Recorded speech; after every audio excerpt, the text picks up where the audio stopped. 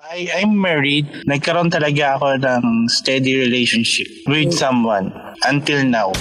My wife is a housewife siya. I'm working in a government. Karoon siya ng illness. Right now, she's under Medication. Kaya lang, hinahanap ko yung sarili ko, parang ganon. Nakita ko yung sarili ko na I'm complete with this relationship I'm into. She's caring. I open up with my problem. She's willing to help me. She's acting like my wife. My wife is responsible. Hindi niya pinapabayaan yung dalawa kong kids. I don't talk to my wife regarding sa mga my needs and my mga parang yung hinahanap ko na kulang. I'm providing I'm providing whatever she needs, whatever my two children needs. Mm-hmm. So parang nawalan na sila ng question about me. Ano yung kasalukuyang sakit ng asawa mo? Lupus, ma'am. So parang yung medication niya is long life medication na she's not allowed to go out pag may sun. Na-limit, mami, yung namin bonding namin with my family. Nagigilty ako sa ginagawa ko. Parang ang ginagawa ko, yung guilt ko, pinupunan ko siya ng provide of everything. I don't want to hurt anyone or ako na yung ma-hurt. Wag lang sila.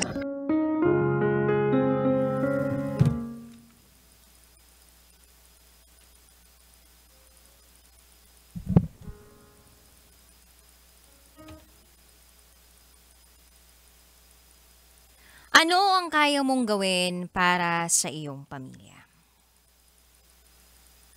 Kaya mo bang ibigay ang lahat para sa kanila? But this doesn't include your faithfulness or loyalty sa iyong asawa.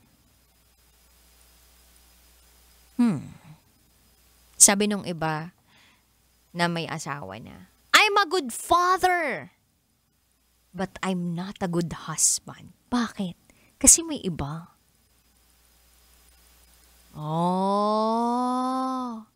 Meron akong natanong na ganyan eh. Tinanong ko, sir, masasabi mo ba na you are a good husband? Tapos ang sagot niya sa akin, no, I'm not a good husband, but I'm a good father. I'm a good provider. Ikaw ba, kabisyo? Okay lang sa'yo na lahat pinoprovide ng asawa mo? Financial support, care sa mga anak ninyo, love sa'yo, hindi naman nagkukulang, oras, nandyan pa rin.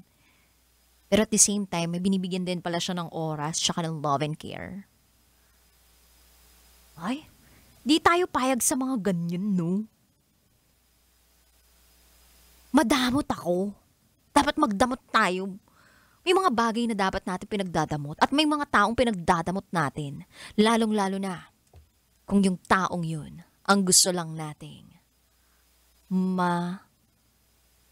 lawayan? Hindi, makatalsikan ng laway kasi 'di ba kapag nag-uusap kayo, minsan tumatalsik yung laway mo, 'di ba may ganon?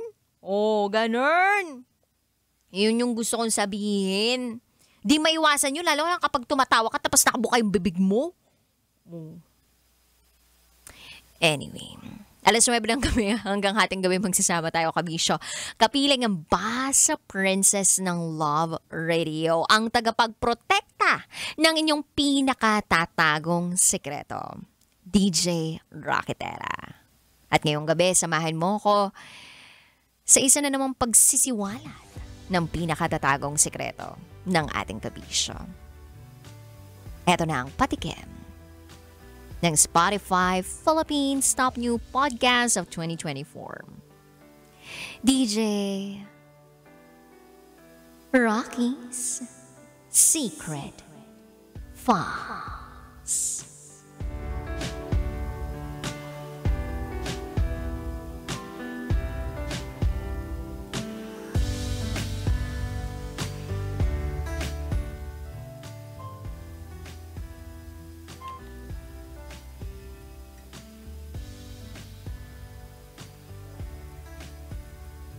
Natakot siyang mawala ako na best friend niya. Kaya itinago na lang niya ang feelings niya.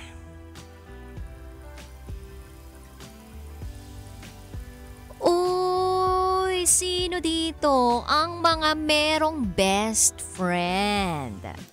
Yang kaibigan mo ba na yan? Ay pwede ring maging kaibigan? O, eto na. Ang sign para kayo ay magkaaminan. Sige nga, eto test ninyo, yung mga sarili ninyo. Ito, one good test. Imaginein mo na yung best friend mo, na-kiss mo. Pag na-imagine mo, ang ibig sabihin nun may chance kayo. Pero pag hindi mo na-imagine nandiri ka, nanginig ka, ibig sabihin, wala kayong pag-asa. Yung iba nandiri, parang nasuka, ganyan. Utut no, malay nyo. Di nyo rin masabi na kayo talaga para sa isa't isa. But anyway, bakit nga ba may mga naitatago na lang na nararamdaman na hindi na nasabi? Siguro dahil nga sa takot. Pag pinaira lang takot, walang mangyayari. Kabisyo, abangan niyo po ang secret file na yan sa aking pagbabalik. Kapiling ang Basa Princess ng Love Radio. DJ Rakitera, di kayo nakatutok dito sa 90.7 Love Radio. Kailangan pa bang i-memorize yan? Basic. Up next is DJ Rocky's Secret Files. Sinira ng tatay ko ang pagkababae ko. Siya. May secret affair kami ng office mate ko. Hindi ko matigilan kasi sobrang galing niya sa... Rocky's Secret Files. Secret Files. It's the kind of bleep you never knew existed. Kunwari inosente pero boy naman pala. Rocky's Secret Files. Secret Files. Metro's #1. Metro's